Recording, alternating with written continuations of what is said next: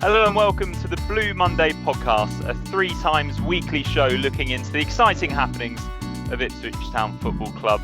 This is the flagship show, and as it's Mother's Day, alongside me I have two of Blue Monday's favourite sons. And I had to look this up, Ambi Pedal Dave Diamond. I think I know where you're going with that. Whiz Rich. How are you both? Good, Mikey. Yeah, good, thanks, man. Yeah, really good. Yeah. Just on first barbecue of the summer. Can't be summer of the year. Yeah. Bit chilly. Yeah, bad chilly. Bit windy. It's like 18. I was a bit sheltered in the garden, so that wasn't too bad. I've got to confess, we didn't sit outside and eat. So it's barbecue outside, food inside. Oh, but, good compromise. Yeah, good. Yeah. We're already on food. We're less than a minute into the podcast. How awful is a barbecue? And it doesn't matter how good the quality of the food is if you have to cook it in the oven. Oh, it's a compromise. You might as well not bother. I know. Weather intervenes. That's not good. No. Dave, I don't know what you think about this. And for those of you watching on YouTube, it's great that Mikey's hosting today's podcast from the Death Star. It's very exciting. I mean, look at it. Yeah, honestly, it's very futuristic. Or is Bond villain's evil Leia? Which is it, Mikey?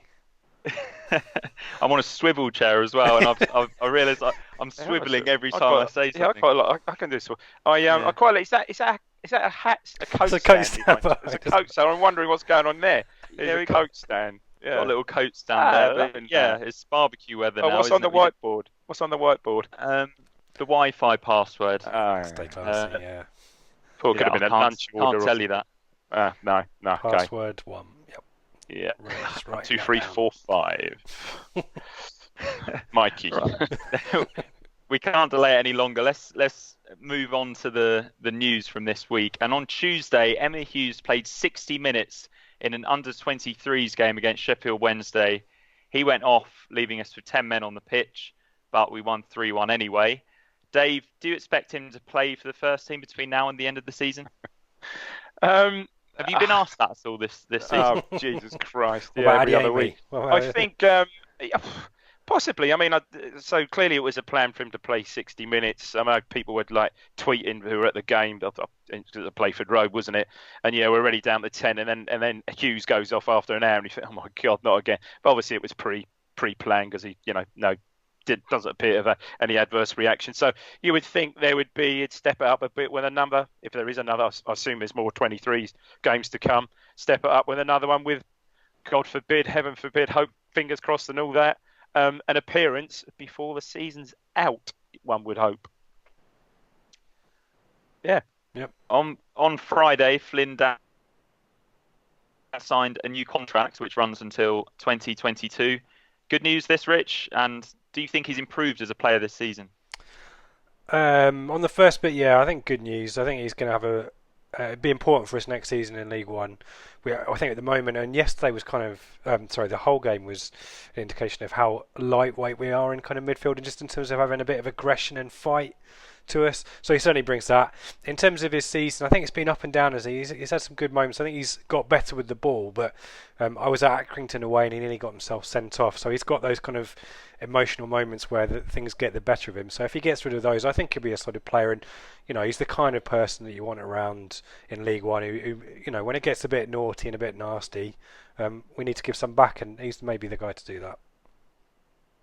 Yeah, it is sort of just a case that he just needs to keep his temperament in check, and then he can use that aggression. It's all about having controlled aggression, isn't it? Yeah.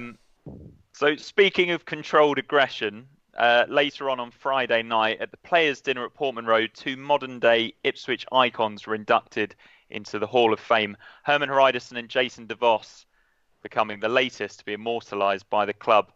Dave, I think we may have some viewers and listeners who are too young to have seen Herman Hreiderson at his best at Portman Road.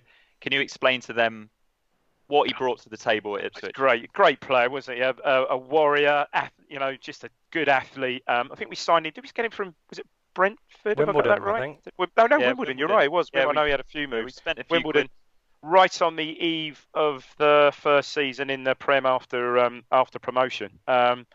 Fantastic. Centre half or in that, in the three, the back five, left side.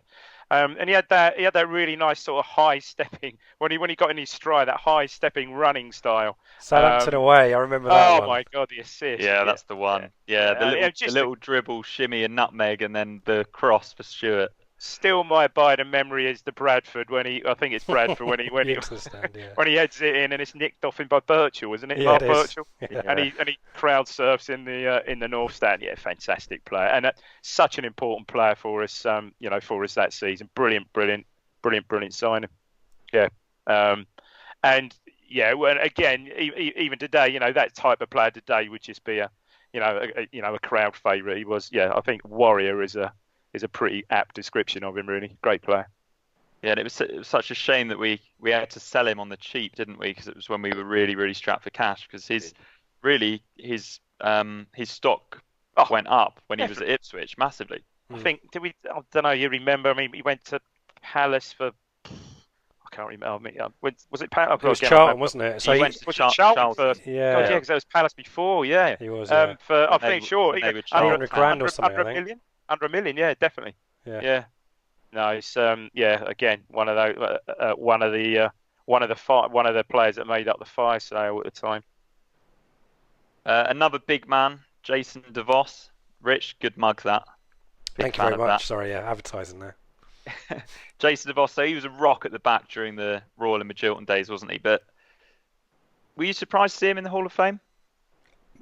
Me, no, not at all. He's captain, wasn't he? I think that he's just unfortunate that he was there for the 04-05 season where we should have gone up and missed out on the playoffs. That was his first season, and then he was there for the start of the Magilton era, and there wasn't a huge amount to shout about. That was the when the club had started to tail away, and all the best players were sold around him, weren't they? But an absolute hero. 171 appearances. I've done some research. 10 goals. He always popped up every now and then with a goal.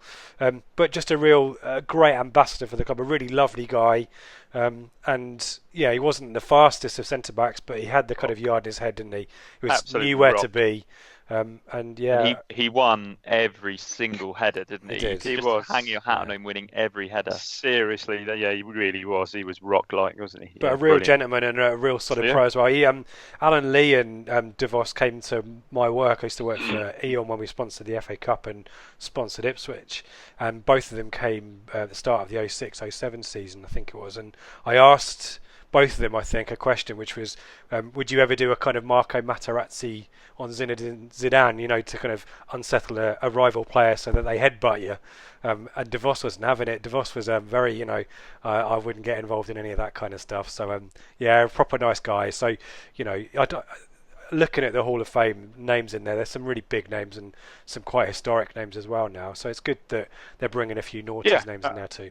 Absolutely, and we were blessed, weren't we? Because obviously, when he went, we had Macaulay, who I'd put in the same sort of bracket. Yeah, I mean Macaulay took a little bit longer to find his feet, didn't he? But when he did, he was a class act. Again, like DeVos, just never missed anything, didn't he? Never missed anything, certainly in the air. Very, very similar. But yeah, he did. You're right. In hindsight, took a little while to find his feet, but yeah, two great centre halves. Yeah, well deserved, those two. Yeah, Hardison and DeVos. Yeah, definitely well deserved. Yeah, I bet that was a great night as well. So let's move back into the current era, and Hull were our opponents on Saturday. You were both. Maybe we don't, Mikey. Maybe we just skip to the end, shall we? Let's talk about more about 2000, 2001. Let's talk about sausage rolls. Yeah, we'll get to sausage rolls. Anyway, Greg, no, go on. So yeah, Hull at home. You were both there, but Matthew Pennington and Teddy Bishop weren't. Pennington, we know, has suffered a season-ending knee injury. Wish him all the best. I'm sure he's tuning in. Was it ankle? Yeah, I think he's ruptured his ankle ligaments. Yeah, bad. So I think he's having an op like today, tomorrow. I think it was said. Yeah, shame because you've been an admirer of his, haven't you, Dave? This season. So how would you review his season, as it were? And yeah, I think he's a bit like you described Macaulay. Actually, perhaps a little bit of a slow burner at first, but I mean, certain games he was certainly one of the better. Yeah, certainly one of the better players, and certainly man of the match in several of the games. Yeah, I think he grew into that position, and a good. Yeah, I'd put that down. I think as a reasonably, in a shit season, a reasonably successful loan signing. Did he? He came into the Norwich game, didn't he? Did he come in and right back for Norwich? think he did. Yeah, he did. You're right. He was decent enough. I thought. He had a good start to the season at right back, and obviously moved over. Yep. And yeah, I agree with Dave there. I think there's a player there. He's a weird age for Everton now, isn't he? I think he's 24, 25. So I'm not sure he's going to get. But if we'd have stayed up, he'd have been the type of signing that we want, isn't it? Certainly more than a decent Championship player. Definitely. Yeah, I think that will probably. I mean, hopefully he recovers well from his injury. I think that will probably be his level, won't it? Like a decent Championship career, and maybe he'll get a season or two in the Premier League if he gets promoted. Yeah. I think of him like Daniel Ayala, who came through Liverpool, didn't he, and Norwich and Borough now. He's kind of, I think of that level. Yep. Okay, yeah, that's a decent comparison, that. Teddy Bishop, we don't know quite what's gone on with this injury. God, it feels like every week we're talking about just a heartbreaking injury that just makes our season just go from bad to worse. I mean, with Bishop, if you read between the lines, I mean, I heard one or two whispers. I suppose you would hear that in a match yesterday. People were saying, "Oh yeah, Bishop's out for the season now," and that would be easy to say that. But reading between the lines, Lambert, I think, has perhaps taken a sensible view that I think he did rock his ankle apparently in training, and given his history of injuries, he just didn't feel it was worth the risk. So no midweek game this week. So it'd be very interesting if he's in the squad next Saturday. That will be more of a pointer, because then we've got Saturday, Tuesday again, haven't we? But shame, and certainly he was missed yesterday, I felt. Yep. Yeah, I agree with that. So yeah, the Ipswich lineup, we had Bart in goal, a back four of Bree, Chambers and Enciala at centre back, with Kenlock, who seems to have made the left back spot his own. Knudsen on the bench again. Nolan started in midfield. Cole Skews was in the Billy Baxter role, with Trevor Chalobah in the midfield as well. Naughty boy. Yeah. He couldn't wait to go. And sort of a... what do you mean, that sort of holding midfield role that Baxter used to... Wing half. That's what we were talking about on the preview show. Wing half. No idea what it meant when Harry mentioned it. But... wing half, yeah. We know what he meant. Edwards, Jackson and Judge were our attacking players. So for Hull, they had Marshall, definitely the better of the Marshall brothers in goal, isn't he, Dave? Yeah. The left back, Rich, how do you pronounce that? Lehigh. Ex Forest and Villa. Yeah, he came back in yesterday along with Kane. They changed 3 of the back 4, I think. Device came in as well, and Kane at right back. Bloody shame he came in. Christ, that Device is a unit, isn't he? My God. Solid. Yeah. Christ almighty, he's huge. Yeah. And then they have Burke, the other centre back. Midfield, I mean, that's a pretty decent Championship midfield, isn't it? Grzycki on one wing, Bowen on the other, David Batty centre midfield with Jackson Irvine. David Batty Jr. No relation. I've found out. Well, I couldn't find any reference that he was a relation. No, seriously. Sorry, Dave. Yeah. So but we don't. That doesn't matter. Nora Batty's. It doesn't matter to us as far as we're concerned. He's related. Yeah. Yeah. And Pugh on loan from Bournemouth behind Fraser Campbell. I always thought Pugh was a left winger. I don't remember him playing off the striker, but I'm not too sure. He's played there, I think, pretty constantly for Hull, but. This is the trouble. We've kind of had this with Callum Connolly as well. You put a player in any position in the Championship versus the Premier League, and they can probably play anyway. Look at Reece James at Wigan. Stick him anywhere if they're decent enough at Championship level. Do you know what I mean? Yeah, I agree. I thought Pugh was decent yesterday, actually. Was, yeah, very good.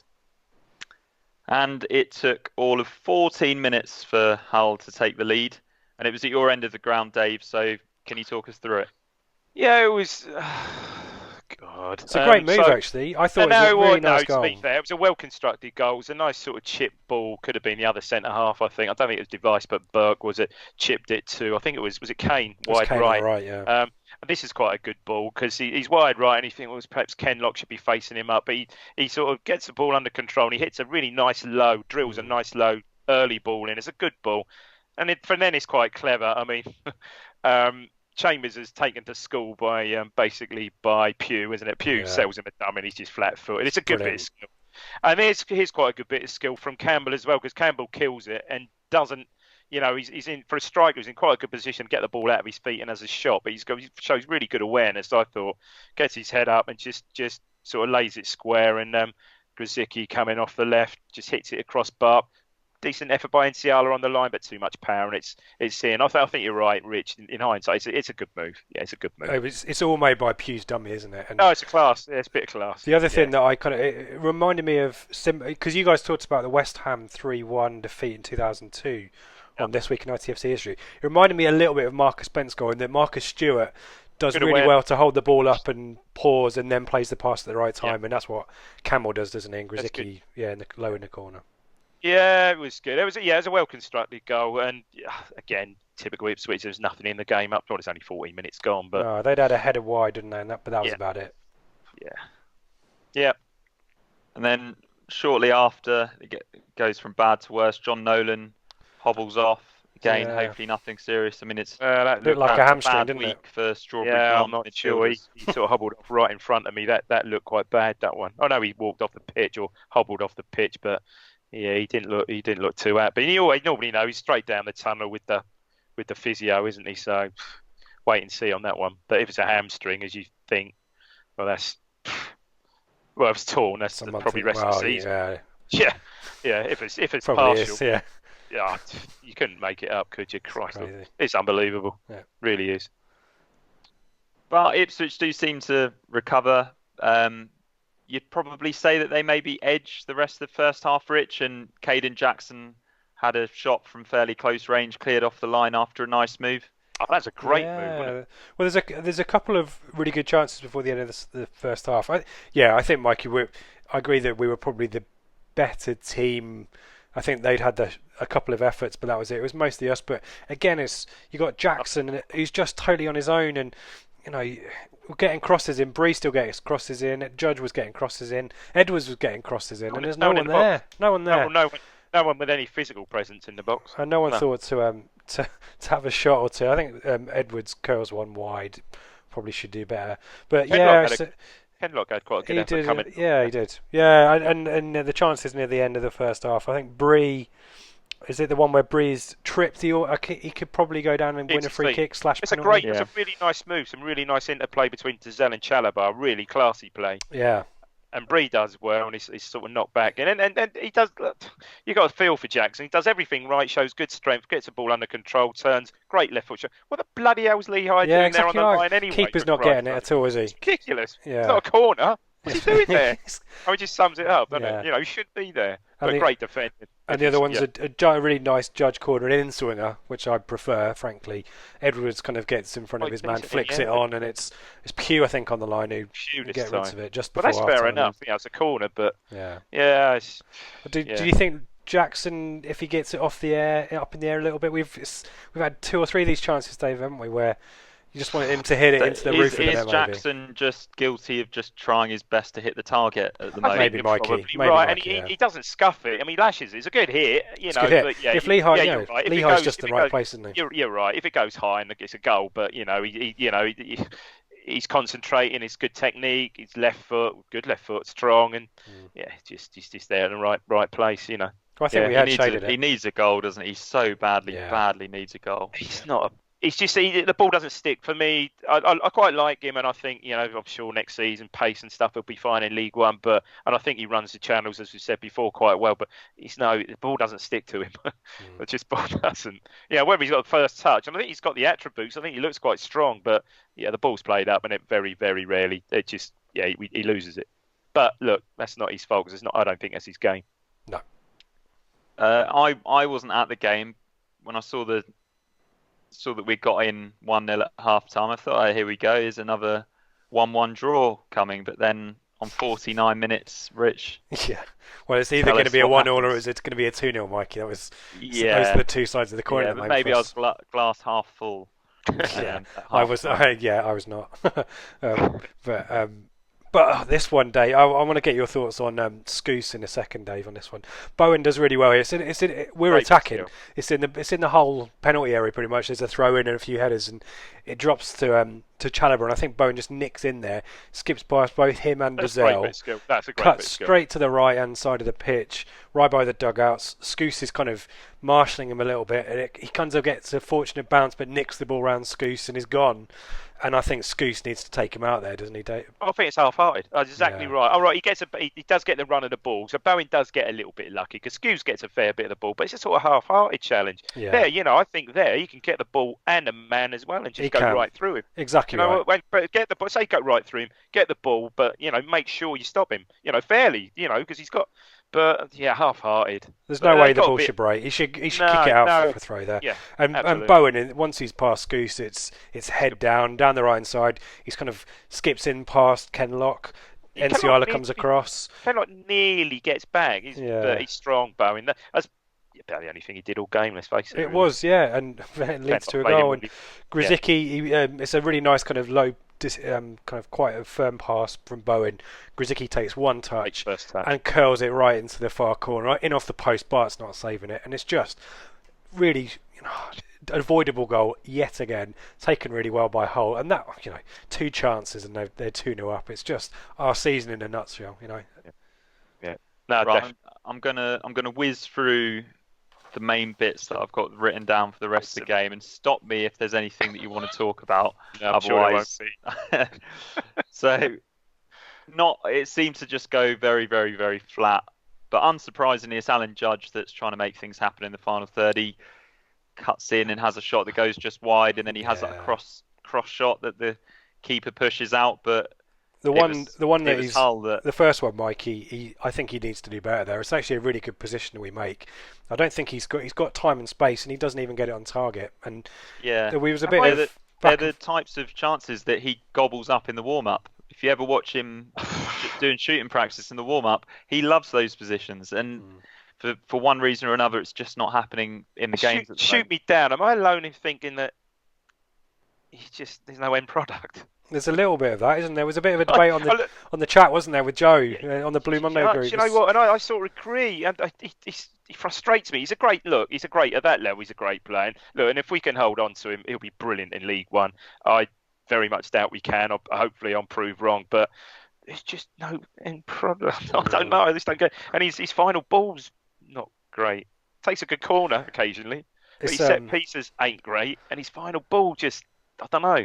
Just hasn't quite clicked for him. Maybe I'm being harsh, and it just hasn't quite. He's having to do everything now, isn't he? I think. Yeah. I feel like a Martin Tyler kind of cliche coming on, where he's trying too hard. He's hit that too well. He's trying too hard, I think, Judge, to score. Again, I thought he was great in that 10 role when he was a little bit more rigid. It's all very well wandering all over the pitch, but sometimes when he's out so far wide, he's just not that effective. He's no use. That's harsh, but he's not so effective out wide in that 10 role. Again, a cliche in that hole as such. I think he could be really good, but maybe I am being a bit harsh. Some of his set pieces haven't been great, and I think you're right. He should at least work the keeper with that chance, shouldn't he? Yesterday, and I guess he's running all over the pitch. He's probably knackered, isn't he? Yeah. There's one. He's got a lot of time to make up for, isn't he? A lot of his career, exactly right. And there's a chance for Jackson. Jackson's probably gets another sight just before Judge's the shot you mentioned, Mikey.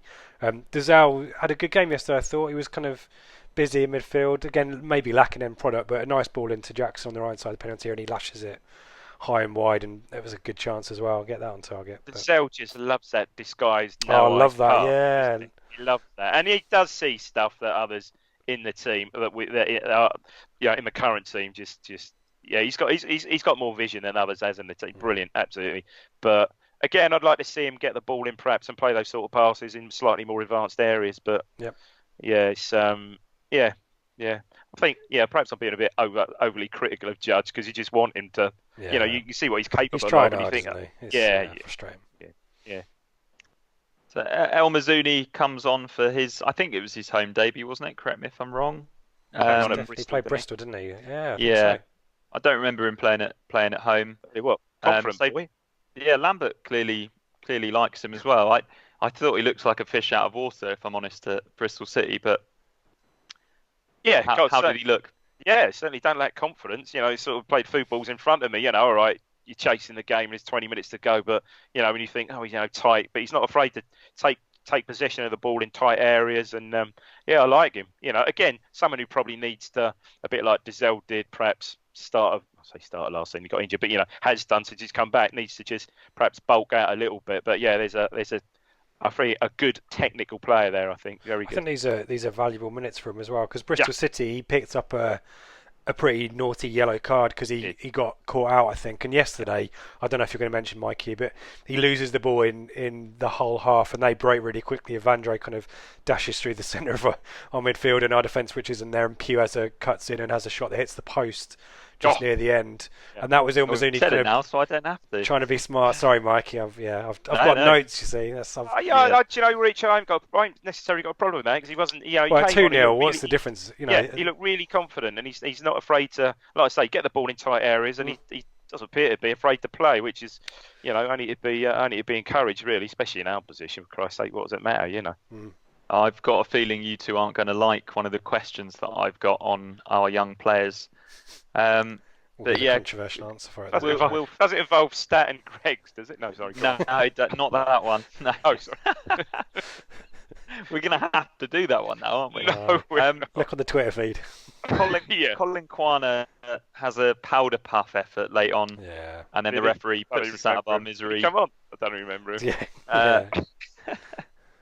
Relegation is another step closer, Dave, but are there any positives to take? Kenlock yesterday, again, I just think a couple of stray passes aside, I thought he played well. Rich, did you concur with me? You said he's made the left back position his own, Mikey. I mean, he's not got much competition, has he? I guess, but this is exactly what a lot of people are calling out for. Like, the season is as good as over now. Let's give our young players minutes and let's see if they can give. Kenlock is getting more confidence every game. I think I agree with that, Dave. And I thought he was getting a lot more forward yesterday as well. Bowen didn't really have a sniff apart from the goal. And I don't think there's much he could do about Skoos missing the tackle in midfield, and he tried to do his best to cut it out there. But I thought Kenlock was alright. I thought he was along with Judge, because Judge's overall contributions probably our best player yesterday, I thought. Yeah, I thought Dessau and Chalobah seemed to have connected and have a bit of understanding there. In the Nolan injury as well, this is just an extra thing on Nolan. The last few weeks, you see it at West Brom, you've seen it, who the hell did we play before the international break? Forest, where he's getting on the end of stuff in the penalty area, he's making the runs into the box, and I think we missed that actually yesterday. Yeah, we did. As much as him kind of just being busy in midfield. Yeah, that late run. There was no one, we've talked about these crosses to no one. Nolan is at least someone who might try and get himself on the end of something, and we missed that yesterday, definitely. And also the thing with Nolan, he's more of a physical presence in the box, and saying Edwards, Edwards much more slightly built, and I think Nolan's just a more powerful presence in the box as well. But it's just another same old, isn't it? Chapter of injury, huffed and puffed. Oh yeah, we got another possibly long-term injury, few game injury out to a player that's probably having a settled run in the side, or he's having a settled run in the side, and probably he's going to be a key player for us next season. Probably going to miss a few games. I mean, it's just get this season done, out of the way, and move on. Honestly, and it's getting to the point where, because we'll get to the roundup in a minute. I'll do that in a minute. You know what I'm going to say, probably. But it felt flat, though, didn't it, yesterday? I think that was the first game that I kind of, as much as we had a lot of the ball and a few sites, it just felt the whole, I know the Blue Action guys tried to do their best, and there was a sing-along at the end and stuff, but it did feel like, for the first time, the players also knew that. Because I don't know about you, I went to the game yesterday thinking, good performances against Bristol City, West Brom, Forest arguably could have won all of those games. I think, this is a one. I think, today, do you know what? We might get a win today. And Hull are weird, aren't they, as well? I don't get Hull. But Grzycki's on a great run of form. Harry called him out in the preview, actually, with a bit on Bowen, but he said that Adkins has found a way to play Grzycki that work. And he scored the first goal, and he did a weird celebration with Adkins, didn't he? Left foot. Yeah, left foot, because he's been working on his left foot. Lovely. So well, that's kind of nice. Do you know what? When that sort of thing comes off. But again, Hull have got some, in Grzycki and Bowen, they've got match winners, which we haven't got. Indeed, yeah. You just need someone to ping one in, don't you? Haven't got that. Yeah. We might not have a match winner, but we do still have Paul Lambert. But for how much longer? In his Radio Suffolk post-match interview, he gave some pretty cryptic answers about his future at the club. Ipswich Twitter went into meltdown. So I think the main quote is, and it's not really a proper quote, it's just him saying whoever is in charge next season rather than saying next season. Look, are either of you worried by this? Starting with you, Dave. I don't think so. He's an old, gnarly, football league manager, Championship, League One. He's been Prem. Look, he's won 2 games in 25. And yet he's obviously a proud man. And of course, he's gonna invite that sort of stuff. He's gonna almost intimate, well, look, if I'm not up to it, which clearly at the moment in a roundabout way, no matter what team I inherited, 2 wins out of 25, results would show that perhaps I'm not up to the job. So if you know what I'm saying. And yeah, if the owner decides to go in a different direction, then I think he's almost saying then it's perfectly understandable. I don't think anyone wants him to go because we all want him to stay. Because I think just for continuity's sake, for goodness sake. I thought it was all a bit. Twitter's a really strange place at the best of times. But I thought everyone got a little bit excited over nothing last night, and there was kind of people making up rumours about Celtic and all that kind of stuff. And if Celtic want him after what he's done this season and his last few clubs, then good luck to him. Do you know what I mean? And good luck to him, frankly, as well. There are other managers out there. I know that he's kind of galvanised everyone, but to kind of take a few lines where he's kind of talked about the club in the third person or whatever himself, or the manager in the third person, and say he's off to Celtic or whatever. I just thought it was a little bit panto last night. I honestly think is that sort of proud. He's coming from that sort of proud manager point of view where, he's almost embarrassed. Well, I've won 2 out of 25, but. You know what I'm saying? And the whole so again, I think a few people are saying, he's kind of saying, whoever's in charge or whoever the manager is. Well, he's been saying that since if you listen back to any of his interviews, go and read his post matches. He talks like every single match, and no one's picked up on it. There was a press conference he did a few weeks ago. I don't know. I think it might have been before the Reading game, and he was doing all of that kind of stuff after this kind of announcement by Marcus Evans that he was staying, and he's still saying it's a great club. Whoever's in charge next season, it's a great club, great fans and stuff. And people didn't kick off about it then, so I just find it a bit weird they're doing it now. And also, like I just said, he's probably totally frustrated with the game yesterday because those 3 really good results, 3 really good performances, and you're right, it just all fell a bit flat. So he's probably very, very disappointed, upset about that as well. And probably just didn't want that question at that time. And because he tried to build this momentum, hasn't he, over the last few weeks? And the draws, I think we've probably given the club the benefit of the doubt with those draws, despite the fact we probably should have won them. Yeah. And he's thinking, well, as soon as that win comes, everyone will be up for it. And I've got season ticket announcements coming up, and he's probably gutted that there was a good level of goodwill in the stadium and around the club, and that's kind of evaporated after the whole game. And I think that's probably a factor as well. But do you know what? If he leaves, we shouldn't be getting excited about it. It happens in football, and if Lambert chooses to go because something's upset him, or if Evans wants to go a different way, or if we talked about this before, there's not a huge amount we can do about it, guys. We just need to accept it. Get on with it. You got to get on with it. Shit, it's not beyond the realms that Scotland might come in for him. Well, of course he's going to go and take his national.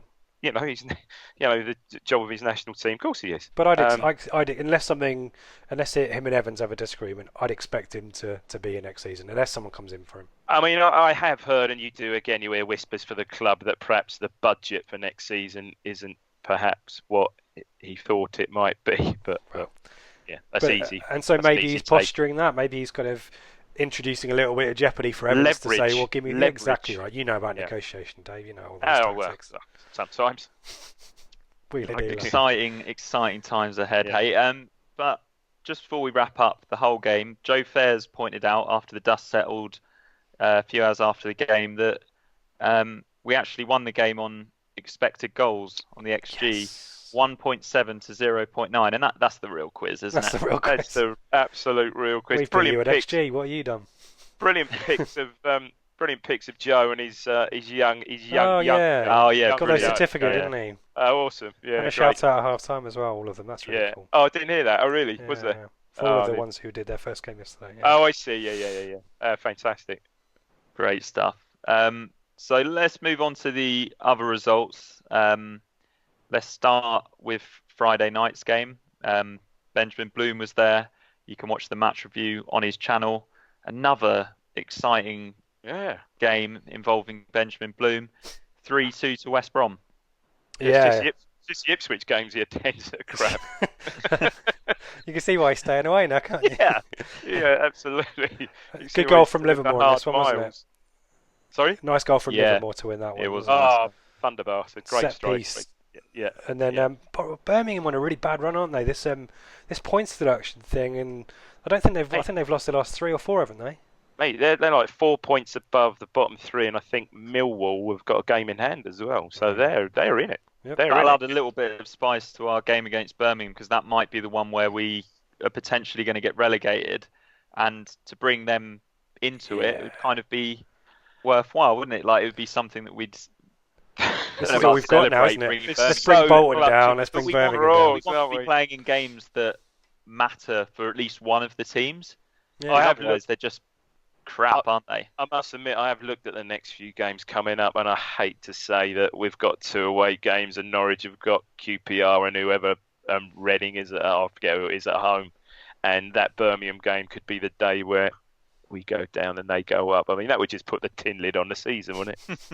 It really would, wouldn't it? I mean, I know they're going up, but please don't let that happen the same day. But it's typical of this season, you know it's going to happen. Maybe not that game, I don't know, but I just can see it, and that's just going to be the proper shit sandwich, isn't it? Oh, come on, let's not get on to shit sandwiches, please. I can't even say it. Let's move on. Staying in the Midlands. How was that? No, he's gone. He's gone. No, Mikey's gone. No. Aston Villa 2, Blackburn 1. Tyrone Mings scored. He's off. Sorry, Mikey. He's doing brilliantly, and Yeah. Villa, late charge to the playoffs. They're looking half decent now. Your Villains, aren't they, Rich? Yeah, I think Villa are in a good shout, and it's all about Grealish. Grealish and McGinn. And Mings, they love Mings. Another good goal for him. Blackburn on the beach. I don't know what Villa's fixtures look like, but if they're playing teams like Blackburn every week, they should be, they'll be sorted for the top 6. They're the ones with the momentum at the moment, aren't they? They're on a right run. It's that 5th win on the trot, was it? Yeah, and Grealish is the key. I think Southgate apparently was there watching yesterday as well. Oh, really? Yeah. He's class, isn't he? He's Yeah, class. Yeah. How good are England, by the way? We've got so many good players. We're very, very good, aren't we? Yeah. I mean, how good is? I mean, Raheem Sterling is just immense.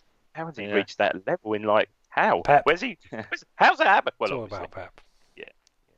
Derby County beat Rotherham 6-1. And Frank Lampard's derby. Of course, Frank Lampard's derby, and Martin Waghorn's derby. Moreover, he got a hat trick, didn't he? His first hat trick. 2 pens. Yeah, I mean they all count, don't they? I think that coincided with the return of Mason Mount, who's been out for 10 games, a fair few games with a hamstring or something. He could be a right key player, I think, in the run up, because he was sinking the England squad, obviously for the last lot of internationals. I think I'm sure he was.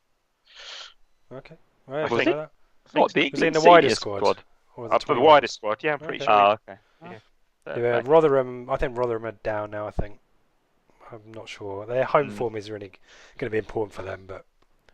Yeah, you'd think. Yeah, but Millwall did lose at Leeds when it looked like they were going to cause a real upset, didn't they? And they're still right down there. Leeds, that they may see that as like the big moment that they needed. From behind twice, do they come back from behind? Yeah. And then to win it? It's got 2. Ayling scored and Hernandez got a couple, didn't he? Yeah. I think. Forest beat Swansea 2-1. I guess their season isn't over quite yet. QPR's season is over. On the beach. Yeah. They lost at home to Bolton. Bolton keep bloody winning, don't they? Yeah. What? How? They're staying up. Bolton. Well, Callum Connolly Maybe again. we should stop. They might not after next. Was it Wednesday? I think they got their next High Court hearing. I think. And Reading picked up a massive win against Preston, who were absolutely flying. But Reading 40 points now. It looks like and home form probably going to get them over the line. Probably. Yeah. You see that pass from John Swift for the first goal, Dave? You know what? The only goals I didn't see. I watched. I think the only goals I didn't take a lot of notice of was that game. I don't think. Yeah, was it Clough? Yeah, he's outside of the boot, all the way down the line to Barrow. I think across this Mate slams in, but outside of the boot from his own half, curls it perfectly. Merson pass. Almost, yeah. I think because of our history at the Madejski, I always struggle to motivate myself to watch goals involving Reading at home. Like I just don't like looking at it. Yeah. It's a good job one of us did some research then, eh? Can't believe I missed that. I'll have to go and look at that now. I think on the preview show, Rich, Harry was talking about Bristol City like they was definitely not going to make the playoffs, but then they go and win 3-2 at Sheffield United. Good old streaky Lee.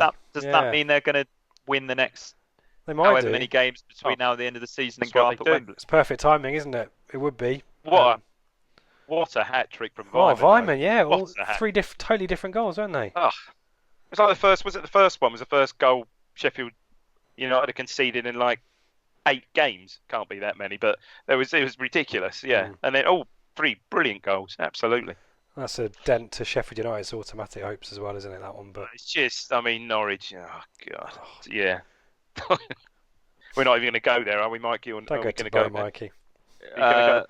Well, yeah, I mean, we have Stoke 0, Sheffield Wednesday 0. Can I say something? Stoke's 4th consecutive 0-0 draw. First team to do it since Arsenal in 2009. Fact. Hey. Stat. Yeah. Fact. Diamond stats. And then, there was another game. Middlesbrough. Borough might slip out of the playoffs. Yeah, I mean, I suppose that's one positive of it. Tony Pulis. Again, bloody Norwich. I mean, Ayala is probably easier to... Already hit the post, but it's probably easier to score in that header, isn't it? For God's sake. And you just know... And how Hernandez sneaks that shot in the post as well. Randolph had a great game as well, and he's found the only spot the keeper couldn't spot. Ben picked Randolph in his EFL and his championship team, didn't he? He was brilliant yesterday. Made some good saves first half. And is it 4th or 5th consecutive game they've won by the odd goal? That's what gets you up.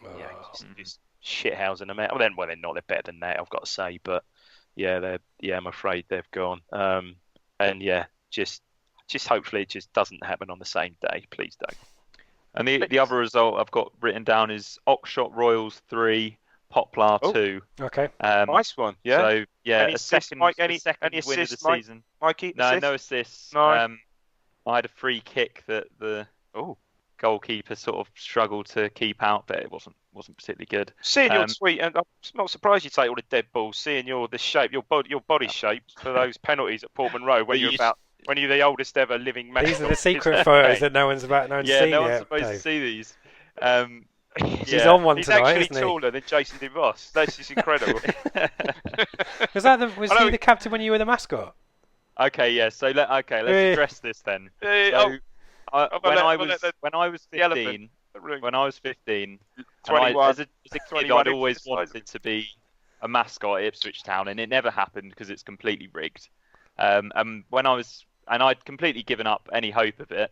And then when I was 15, a woman asked my mum at work when she was working at Britannia whether she knew anyone who'd like to be a mascot. So she instinctively said, "Yes, my boy will definitely want to do that." And you know what? Even though I was 15 and I'd already started drinking the old Stella Artois on a Saturday night, I said, "Yeah, I will do that." And I got a free kit. I met Jason DeVos. And I'd gone through my major growth spurt and was already 6'3", had size 12. Had a full beard as well. I mean, I didn't have a full beard. Which game, Mikey? Which game was it? It was against Wolves, Mick McCarthy's Wolves. It was a 1-0 on a Tuesday night. Lost. One. Yeah. Lost. So it was quite a strange experience. We lost. We lost. Oh. There's a future match for this week in ITFC history where you've got to be done. Read the mascot and his address. Well. Yeah. You've actually got the mascot, read his address out, phone number, Twitter handle, everything. Yeah. And it was a bit strange because obviously I was the Wolves mascot. What made it worse was he was about 3'2" and he was 6, and I had to show him where the centre circle was because he wasn't aware of. He was so young and small, so I was running out alongside him. He supports Wolves because they wouldn't know where the centre circle had bypassed it, don't they? You wouldn't be aware of it at all with McCarthy in charge. You must have been the tallest guy. If you were taller than DeVos, you were clearly the tallest guy in the squad on the night, weren't you? Yeah, I'd say I was the same height as DeVos. And this was quite a short Ipswich team. It's back when Jamie Peets was playing, and apparently Brenna Woolley said, because obviously I was at the game, Brenna Woolley said, And blimey, it looks like the mascot is taller than all of the players. Nice. Something to that effect. So, But when your mum said to this lady from the Britannia, yeah, my lad will do it, my son will do it, did this lady from Britannia know your real age and know you were 6'2", or did she think you're about 6? I don't know the answers to that one, Dave. Oh, okay, no. Yeah. Shout out to the mums though. Well done, Mrs. Mikey. What's mum called? No, Mrs. Smith. Mrs. Smith. Mrs. Smith. Yeah, she's sunning it up in Mallorca at the moment. Oh, hey. Come on. Yeah, didn't want to see me on Mother's Day. Yeah. So, where were we? The league table. Oh yeah, tell us about the league table, Mikey. Mikey, extrapolate. I dare you. I won't be doing that. So yeah, we've played 39 games and we have 24 points, which by my maths means that we are absolutely fucked. And we have been for some time. Technically, yeah. Technical term which you won't hear on the preview show. No, the highbrow preview show. Yeah, with 13 points behind Millwall. Brilliant.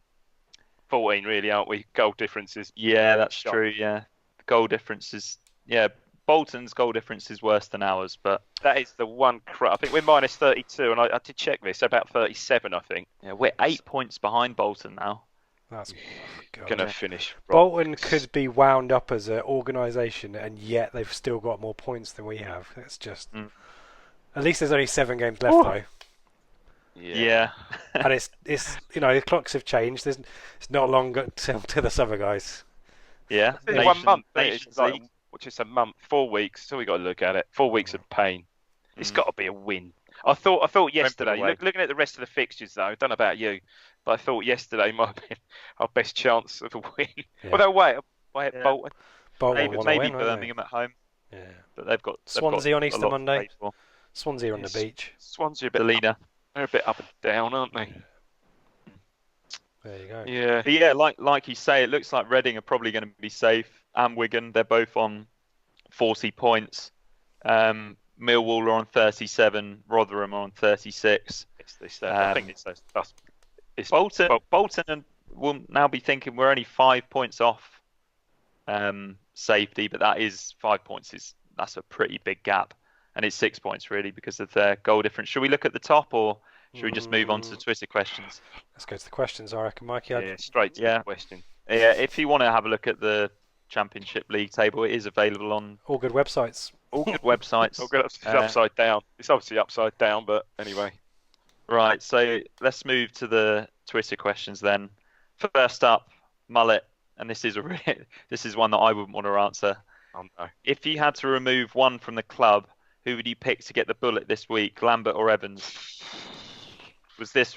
You'd have to answer the last bit. Was this week just the realisation of how bad it is at Ipswich? I think so. Yeah. Dave, do you want to do that one?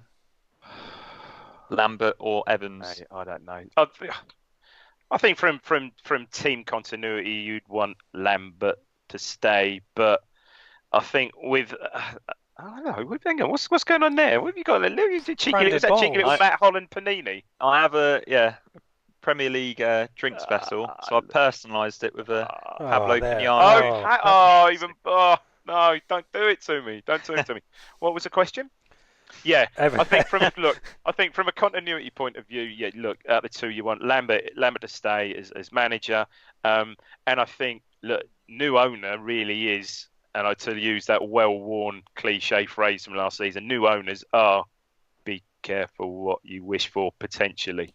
So yeah, for me, out of the two, I'd want Lambert to stay, albeit you could get new owners in who are completely psycho and would want to bring in their own man. I mean, it's for me, Lambert. Rich? I was just thinking a quote from who's been a guy labelled my podcast dad by Mullet. Harry from Bath, who says owners relegate clubs. I'll just leave that thought with you. Yeah. Okay. Yeah. We'll do the next question to you, Rich. I think I'll ask this one to both of you. So, at Matchday Feeling, also known as Henry from Beelings, do you? This guy works for Sky Sports Football, so he does know what he's talking about. He says, "Do you believe the current crop of youngsters are as good as we're told they are? Are you convinced they will be regulars in League One when we are playing for something meaningful rather than this write-off of a season?" he's not. Yeah, I mean, look at the under-23s and under-18s who are strolling their respective divisions. I know it's not the same as first team. I don't think League One is all it's. Well, I don't think anyone makes out that League One's a decent division in terms of quality. I think we've said before that the young players might be a bit lightweight. They might get they might get some nasty surprises from a few wise old kind of pros in League One. But I like to think the core of the team is going to be our young players. And if you put a few, of those experienced heads around them. But are they that good though? Like if you look at the fullbacks that Norwich have, for example, and then you look at the fullbacks that we have. Norwich are going up to the Premier League, though, aren't they, Mikey? When was the last time that we had a youngster that? Yeah, we've had lots that have had a lot of promise, but when was the last time we had one who was actually excellent and a player that opposition They've been nicked from us before they've even got near the first team, haven't they, Mike? We've lost 3 players from the under-16s. Charlie Brown, Ben Knight. I get your point. I totally get the question, and I think probably as supporters that want to see young players in the team, we've always got the high opinion of them that they're going to be the next best thing. I think, though, a level below, the likes of Bishop, the likes of Kennott, the likes of Emmanuel, Dazelle should be regular players, and Downs as well. Yeah, great shout. Should all be looking to be regular starters. I definitely think so. And then you throw into the mix who perhaps we tend to forget about, Lancaster, who was the one bright spot. Henry did say that he was the exception to his opinion. The one bright spot on a real cack season. I think you throw him into it. I'd say those. Why not? Emmanuel, all right, hasn't really got much game time under Lambert in Championship, but virtually ever present for Rotherham in promotion season, wasn't he? Yep. And don't be surprised to see the season ticket promotion material emblazoned with our young players. Have to. But with rightly or wrongly. But with, as Rich quite rightly said, with some wily old campaigners alongside them. Yep. Andy Grimes wants to know, and we seem to get questions like this every week. The last time I saw Ipswich win was September 2017. Is God punishing me for sins in a previous life? Glenn Hoddle would say yes, quite absolutely, possibly. Andy. Yeah, quite right. What have you done, Andy? Is it all your fault? Yeah. Who is he? Andy Grimes. Andy Grimes. Yeah. Totally his fault. Only joking. Here's a good question. Philip Everson. Is it fair to say that we are in the bottom 3 because we are awful, but we are 13 points adrift because of injuries and bad luck? Dave? I haven't said this for a while. It is a bit of both, isn't it? It is a bit of both. It really is. I mean, the injuries we've had this season are ridiculous, really. Absolutely ridiculous. And you could, I was saying to you yesterday, I was moaning about our lack of goals and stuff, but you could see as the season would have progressed and it's big if Sears had stayed fit, you got Will Keenan, you could see Keane and Sears being a really good front two. Really, really good. Yep. But deprived of that, that's not going to happen. So, and a lack of quality. Certainly, the signings that Hurst brought in from League One just didn't, for one reason or another, hit the ground running. Donatian, well, he's out of the picture. Encialo, he's been on the fringe now. Nolan's now starting to show his worth, but just didn't have that initial impact. Just didn't have the necessary, I say not quality because the quality's showing now, but just couldn't do it early enough. But it's a combination of everything. This season has been the ultimate. It's the goals, though, isn't it, Dave? And the injuries have cost us because we've not been able to replace those players. But you look at the run of 1-1 draws that we dominated. Someone puts a goal in. Yeah, those are wins, aren't they? Well, some of them. As we said about Grzycki and Bowen, that little X factor type player that gets you those, that nicks a goal. We just haven't had anyone like that this season. Yep. We spoke at length about Alan Judge earlier. Craig F wants to know what's happened to playing Judge in the number 10 role. Playing a very flat midfield 3 gives no support to whichever ineffectual striker we play. And another good one at the end is Scullabar becoming the new Scugless. Can you give us a Scugless, Dave? Scugless, yeah. I honestly, as much as Scugless can play together, I don't think Skews and Chalapar can play together either, can they? Just don't work. It don't work. But that's all he perhaps had yesterday. I suppose he could have gone to Zell from the start, but. But yeah, Judge. And Rich, yeah, carry on. I was just going to say, in terms of I would put Judge at number 10 purely because he does float everywhere. I don't know if he's been told to do that, but Edwards and him swapped sides about 5 times yesterday, and I think we just needed someone to be that outlet ball out wide, and Judge cuts in or drifts around, and he's just not there. So I'd put him there if he's going to let him be a roaming number 10. No, absolutely. Just get him there, get him that advanced position between the goals, for Christ's sake. You know what I mean? Yeah, between the penalty area. Yeah, and then play another wide player out there. I don't know who though. You got Edwards and Danny Rutt. Oh no. That's probably the issue then, isn't it? Yeah. Get Jordan Roberts back. Hey, Arthur Pickthorne. This is a similar type of question actually, and yeah, it would be hard to work out where you put Judge if you're putting Nolan further forward. But he's asking, do you think John Nolan is playing in his best position? He gets the feeling that he'd be better further forward, linking up more with Judge. So maybe he wants to see him play in like an attacking midfield too, maybe with a sitter in behind. I think he has been, as we said earlier, he has been making those advanced runs though, hasn't he? You know, getting in the box, late goal against West Brom, the goal that would have been probably our goal of the season if he'd have scored against Forest, you know, the one where he mistimed the header. So he has been getting into the box. I mean, I think you've seen, you know, the away games, I've seen him play away as well. I think he's been much more effective. Well, you know, quite effective in the position he's playing at the moment, don't you? Yeah, and I think Nolan will be a big player for us next season. Good player. Yeah, I agree. Taking his time to. Yeah. As he said in the matchday programme, I think it's just taken him a while to understand the Championship, which goes back to all the stuff about Hurst, isn't it? And the signings that he made. Too many. Time for another hypothetical question, this time from Tim Pashley. Tim. So this is one where we're playing Let's Pretend. So it's, would you A, stay up and struggle again, or go down and make playoffs after a reasonable season? So I guess, so he's saying, if we could sort of do it all again and maybe we win the games that we nearly won, would you be happy with that and being back in the Championship next season with the same manager and the same owner? Or would you rather go down? Are you quite maybe excited for League One? So I'll jump in here and firstly say play up Pompey to Tim. Just for the Checker Trade Trophy. He's from that neck of the woods, I think. Yeah, he is. And I think there's issues with both in terms of survive but struggle next season. I think that's exactly what we do, because unless we're going to spend, that squad in the Championship needs real strengthening. It absolutely needs, you need to spend 10 million quid on getting that squad, because that's how much money we haven't spent over the last 3 or 4 seasons when we should have, and which is why we're in the position we are. So if we had survived, we would have needed to do a big overhaul of the squad.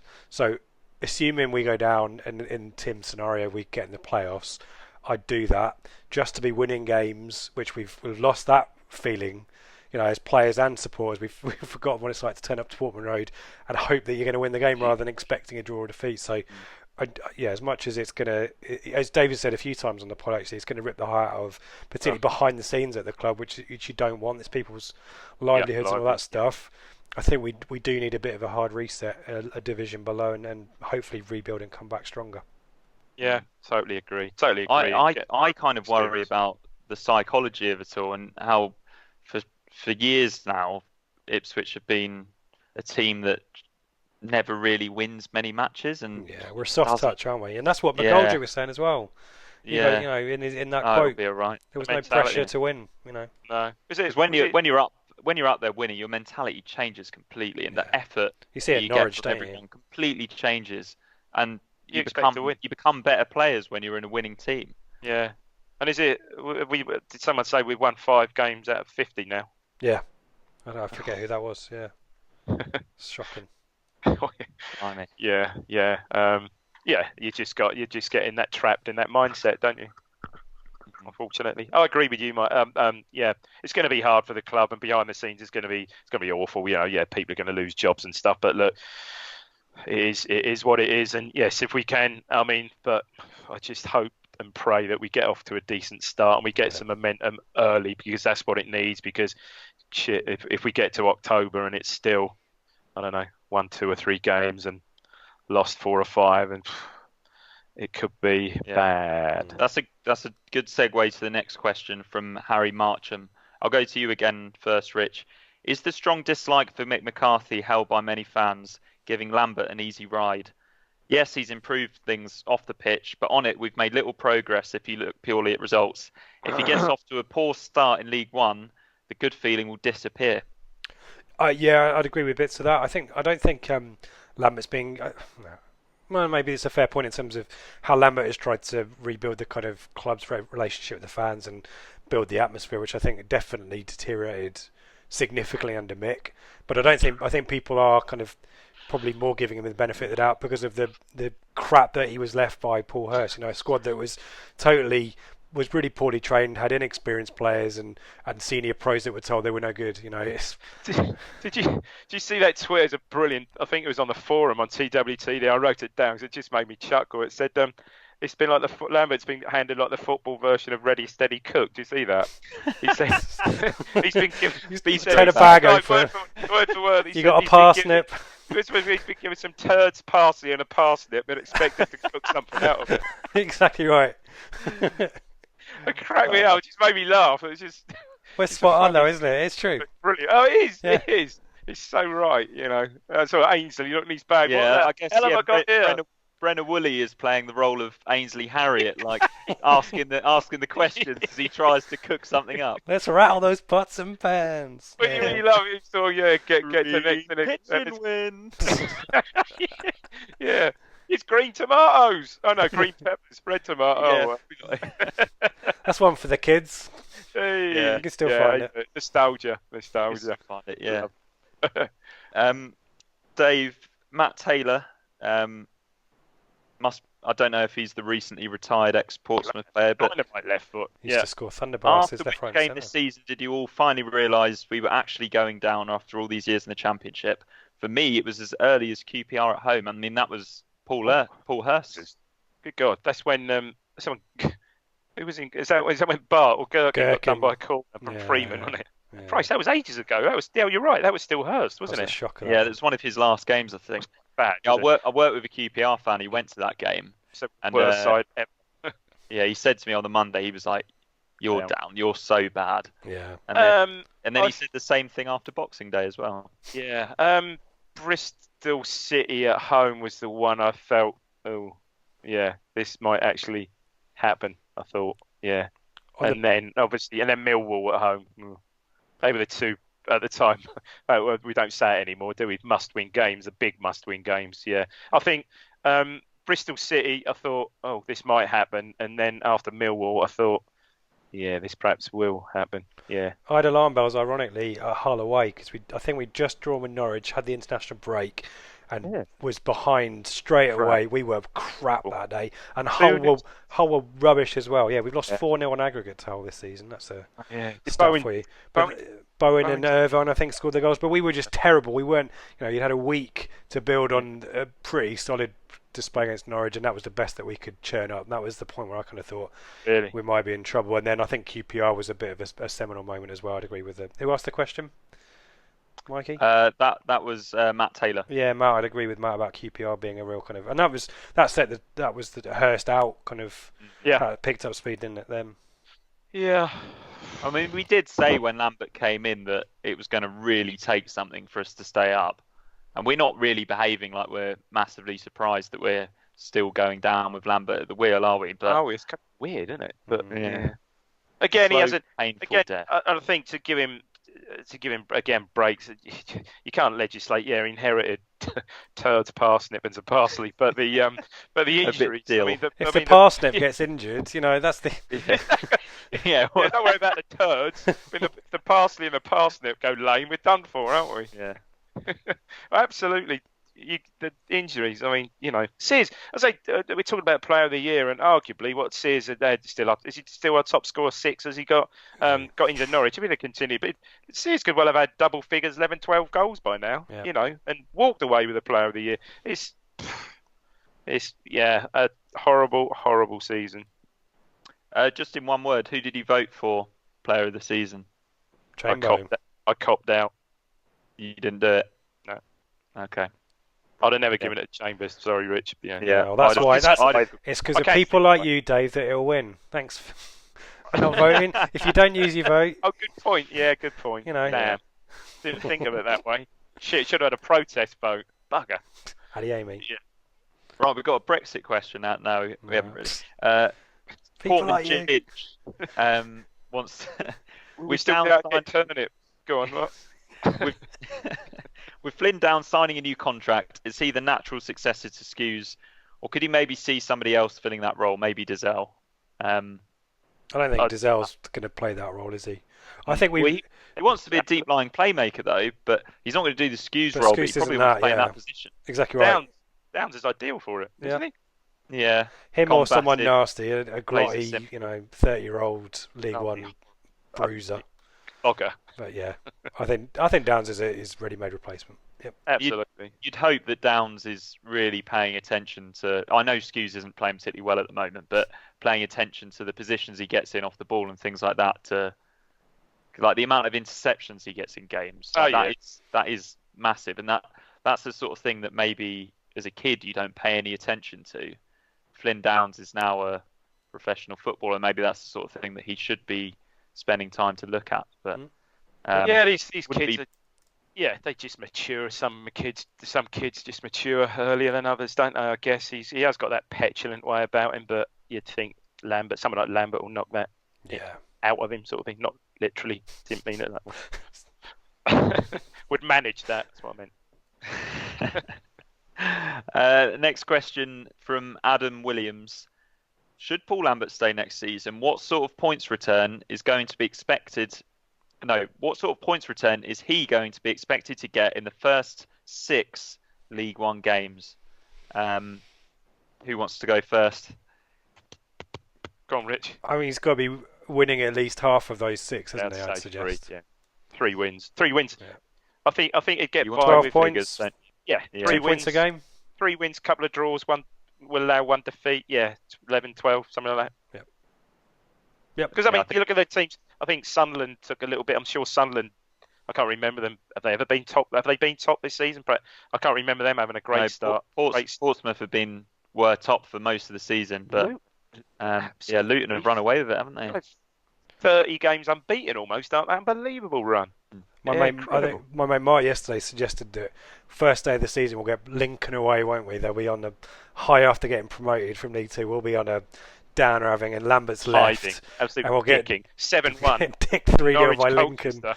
Norwich don't even go there. Dave, but how well was? I've got to say, how well has Hartford done it? Because obviously Luton lost.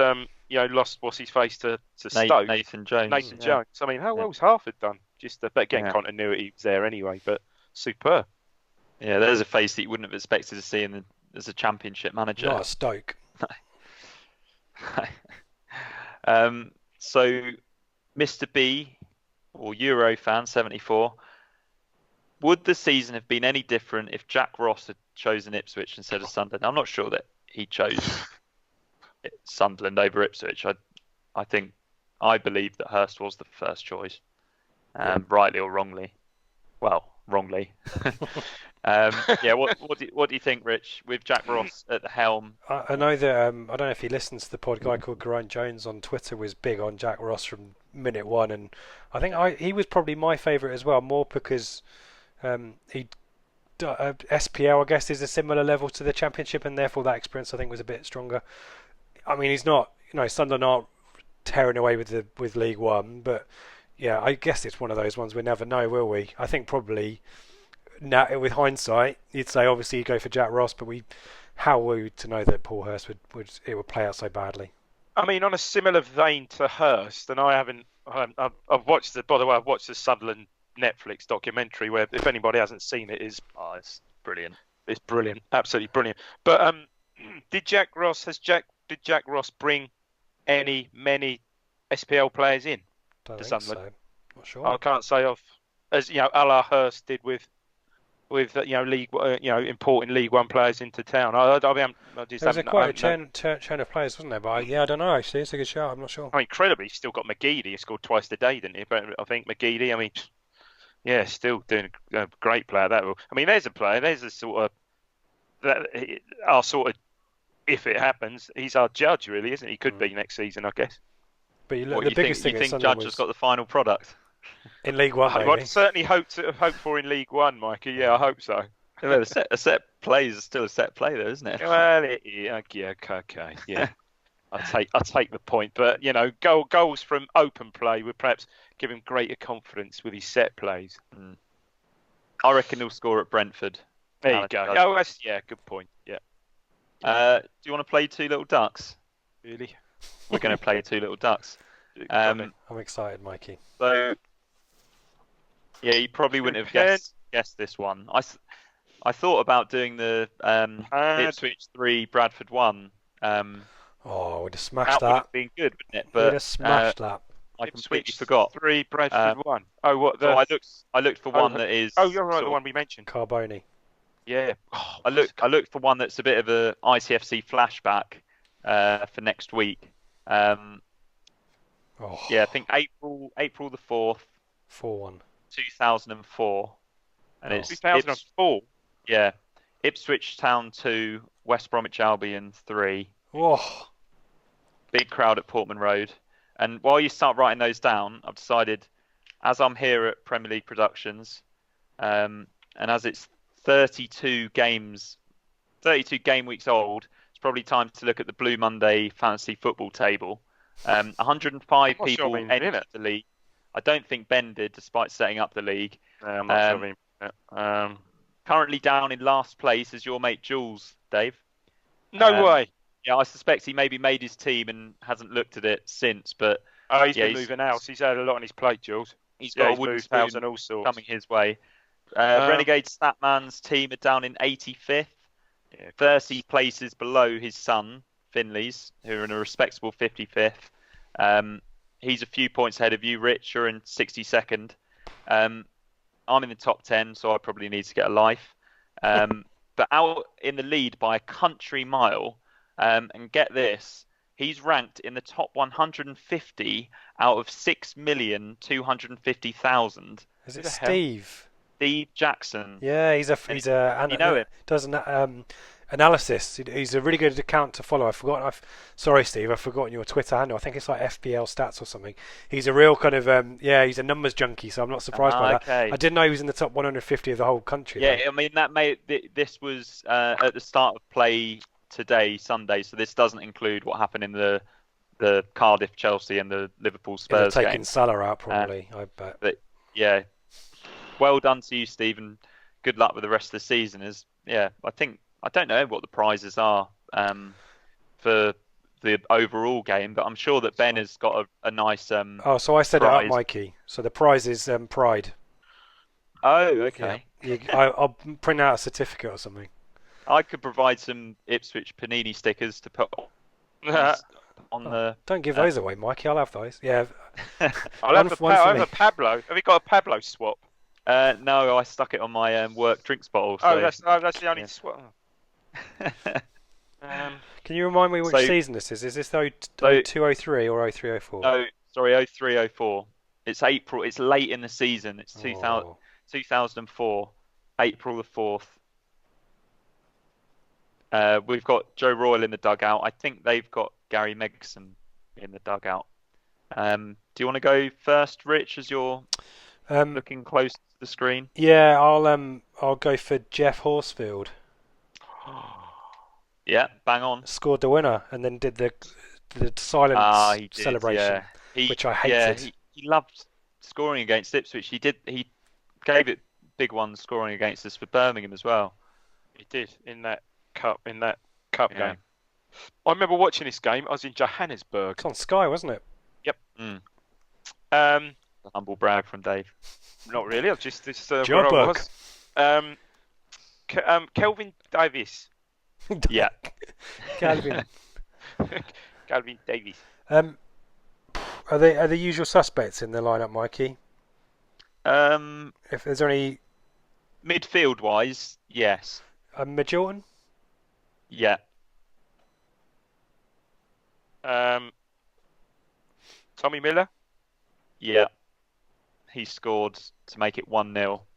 Did. I want to say Richard Naylor at centre back, but I'm not sure he was converted there yet. Oh no, it was Joe Royal. Naylor was the centre back, or am I playing a golden goose, Mikey? Yeah, I think you're playing your golden goose That's there. right. That's fine. Okay. What about Fabian Vilnius, Dave? Is this the season we? Yeah, Fabian Vilnius is in there.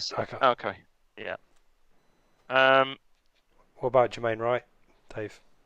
Already left by them. I'd still go Jermaine Wright. Okay. He played the full 90. Westlake? Oh, yeah, Westlake was in there. Oh, was Matt Richards therefore in that team? He was indeed, yeah. Left back, I think, or left wing. Yeah, left back. Yeah. Do you want to know who came on for Ian Westlake? Magilton? No, we've already got him. But Martin Roycer came on for. Oh wow, Ian he's still there. Yeah, wow. Yeah, still there. Because I thought because we were eventually beaten by West Ham in the playoffs that year when your sliding doors moment, Rich, when Westlake hit the post. And Roycer was on at that point, and I was sure that Roycer was gonna score the goal that took us to Cardiff. I'll tell you what, that is a real good prompt actually. So defence. That's the first season. I'd say Matt Elliott. Yeah. Have we got Diallo and Santos anywhere near that team? Yeah, one of them. One of them. Oh man, who are we having? Diallo at right back. The French one. Oh, yeah. No, Diallo didn't play. Santos did. Was Horlock anywhere near the team as well? On the bench, maybe. Maybe he was. Maybe he was on the bench. A season later. Can I have a guess of a West Brom player? Yeah. I have used our golden goose though, Dave. Was Lee Hughes in the West Brom team? He was indeed. He was indeed. And was Dean Kiley in goal? Maybe, possibly. No, he was just a. No. Sorry. Was Guardso playing for? He was, yeah. And West Brom. I remember something weird from this game. The goalkeeper for West Brom, who was quite old, injured himself. Russell Holt, yeah. And Thomas Guardso was taking his goal kicks for him in the second half, and they were going miles. He was punting. He used to hit from. He used to shoot from the halfway line, didn't he? Guardso? Yeah. What a player! He was a good player. Darren Moore. Big Darren Moore's in there. Oh, great shout. Have we got our strikers yet? No. One of them's obvious. One of them slightly less obvious. They were both very young. Ben and. Yeah. I think young striker from that era. Yeah, spot on. Ben. So how we doing, Mike? Didn't get Bowditch. We got all the team, haven't we? Yeah, you've got all of Ipswich. Is there a Darren Carter playing for West Brom? No, there wasn't. He was probably still at Birmingham. I suggest that I've exhausted my West Brom knowledge. I've got nothing else. There was a player for West Brom, Dave, who came on and scored, who might even still be playing for Burton. He definitely was playing for them last season, and he was rapid. Winger. Lloyd Dyer. Yeah, you're right, Dave. Lloyd Dyer. Sorry, Dave. There was Lloyd Dyer. Lloyd Dyer. Yeah, Lloyd Dyer. Other notable ones. What about bloke who played for Ireland loads of times. Zoltan Gera was Matt Holland and Roy Keane. Mark centre midfielder. Yeah. Was the chap from? Was there a Norwich player went to West Brom? Andy Hughes. Andy Johnson. Andy Johnson, oh yeah. Yeah, Andy Johnson's right. Yeah, Welshman. Hey. Yeah, and the rest of the team. Yeah, there's Paul Robinson, the defender. Oh, yeah. James Chambers, I don't remember him at all. Sean Gregan, ex-Preston, I think, and Artem Sakiri, who came off at half time for Jason Kumas, who came on and scored a nice free kick. Good player. Yeah, he was. Player. Very good player. That was a good one, Mikey. I enjoyed that one. Yeah, it was a good one, that. Glad you did. So yeah, Line of Duty starts in 5 minutes, so we should probably wrap this up. Is that worth watching? Yeah, it's like season 5. Yeah, so. Sky Plus it and then go back and watch them all. They're all my No, I've just done the same with Peaky Blinders actually, because I sort of went from series 1 to like bits of series 3 and stuff. I've got one more to watch of the last series, and Jordan, boy who watches it, said it's the most epic one. Obviously. Yeah, it's brilliant. But it's pretty good, the last one. I must do that then. So yeah, before we go, Rich, you'll be back for the Bolton preview, won't you? Yeah, me and Harry will be talking about Bolton 2, Ipswich Town 0 on. That'll probably drop on Friday morning. And you don't have to give anything away, but I believe that you're thinking about doing another top 10 video. Yeah, if I could find the time, I'll try and get it up in the next couple of weeks. It will be the top. What? Not this season. No, it's top 10 moments of this season. Not top 10 savoury pastries. Oh, chicken and chorizo slice. Oh, I tell you what, did you say the co-op? I'm there tomorrow. Yeah. Chicken and chorizo. Yeah, that might just be around here in Warwick. Actually, Twitter question from @Benjamin Bloom. What's the best pie or savoury pastry you've had at an away game? Brighton away. Brighton Amex. Fantastic pies. What I think it was a steak and ale one, I think. But they had a good veggie one as well for Ben, Yeah. I want to say, not last, I can't remember when it was, but I had a pasty somewhere, and I can't remember where it was. It might not even have been at football, so I can't remember. Top 10 pies at away days, that'll be the video. Yeah, gotta be. My one, it was very much quantity over quality. You remember the 3-1 away defeat at Charlton when we were 3-0 down at half time? That was my first away day on the beers, and I hadn't eaten all day, and I went down at half time to get a pastry, and they gave me 2 for the price of 1 chicken tikka slices. Nice. I Scottish both of them, and they really helped me out. Food, that is. Christ, 2. Outstanding. Yeah, I remember that. Dave, tell us, you had This Week in ITFC History dropped. Yeah, we did. We had one. It dropped the other day, and we have. I've got to remind you. I've got Stat sent me some games. I've got to choose 4. I might even do that this evening, and possibly might get it out next week. I think it's probably more likely the week after, because Stat, he's obviously works in a school, so he's got like 8 weeks holiday coming up where I'm in over Easter. So it's more than likely the week after, but could be this week. It depends. Again, it depends on our tech assistance from Rich or Ben. I'll be in touch. Yeah. The glue that holds it together. Right, so another step closer to relegation, but we still love the town, don't we? Had to say it, didn't you? Well done, Mikey. End on a positive. Be careful what you wish for. Yeah, cheers, guys. Great fun.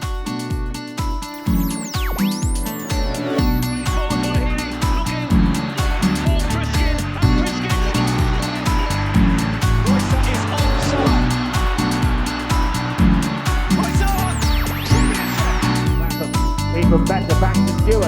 Oh, he turns the defender sweetly. Round the goalkeeper and scores a magnificent.